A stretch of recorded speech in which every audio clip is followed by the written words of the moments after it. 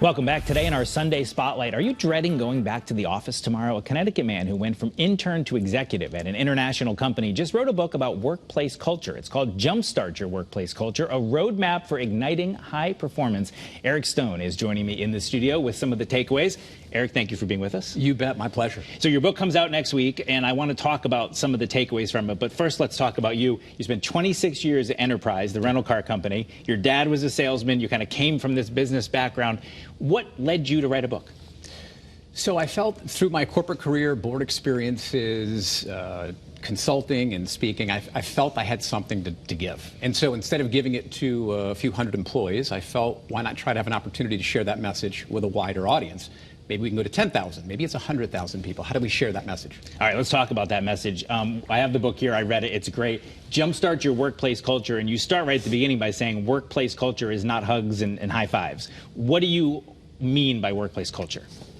So the easiest definition would be it is the behaviors, when your behaviors in your organization align with the values of the company. And when you can get that right, that's a really good thing. And so that's the definition. But it becomes the catalyst to this high execution within organizations. How do you get a group of people to come together, rally around a common goal, and have this sustained excellence using a huge component of engagement, or what I call the 5 factors of employee engagement. And you talked about having that message when you were at Enterprise and you were in charge of multiple stores, having your assistant call the stores and say, what's the contest we're running this week, to whoever answered the phone, because you wanted to make sure the message got through. As people are listening to this today, maybe they're a boss, maybe they're an employee, are there little things they can do to improve their workplace? It starts with a relationship. Step one, whether you oversee 5,000 or 5, do you have a good relationship with the people who you are leading? So number one, do you have a good relationship? Are you giving clear goals and expectations for your team? Do you give the right training, development, coaching? Do you give them all the information for them to be successful? Do you get to know them personally, professionally? And do you reward really top-notch performance? Meaning you're going to recognize effort, but reward high-level performance. And if you could put a couple of those factors in, that allows you to get what we would call high engagement. High engagement leads to really good business outcomes. Now, of course, this book would be great if you're a boss, whether it's 5,000 or 5 employees. But even for people working, as I read it, you may be hoping to move up that career ladder. You may be hoping to have an impact. And you told the story, Johnny the bagger at a supermarket, how one employee can make a huge difference. Tell us that story. Okay. So I'll give you the fast version. So there's a consultant who comes into a large grocery chain, and she is hired to create this unique customer experience. She gives her a big speech about how we can create engagement and customer loyalty. And about 2 weeks later, she gets a call from a young man named Johnny the bagger. And Johnny informs her proudly that he has Down syndrome. And at first, he had no idea how he could make that difference until he had an idea. And he was going to come up with a thought of the day. And so he went back and he created a little thought of the day that when he's bagging the groceries, he puts it in and the customers can get some value out of it. Well, fast forward 2 more weeks, the store manager comes around and sees Johnny lying all the way down the frozen food section. And he's triaging, and he's like, oh my God, we got we got to create a better, smooth process here. So he's trying to open up new lines. And one of the customers says, that's okay. I'm waiting for Johnny's thought of the day.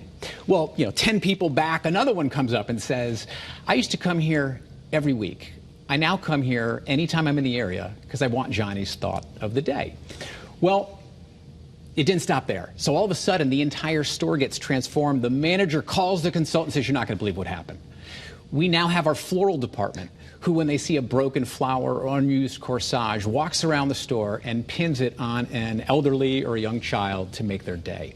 And all of a sudden, it completely transformed the organization just because someone chose to make a difference and put their personal signature on every interaction. So the bagger at the supermarket having an impact on the entire organization. We only have about a minute left. There are very specific things bosses can get out of this if they want to read it. You have your 6-point inspection. It's sort of a road trip theme throughout the book. In 30 seconds, just tell me one thing I thought was interesting. You talked about it being like golf.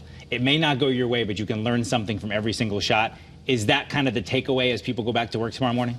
I think the takeaway is, every day trying to learn something new, but you have to have support within the organization to truly feel valued. So I call it, you've got to create this high empathy world with high accountability. You've got to create high character with high standards. And so if you can just learn something new a day, challenge yourself, not just your boss, to learn something new, you tend to, a month later, have a whole bunch of stuff that you can go to.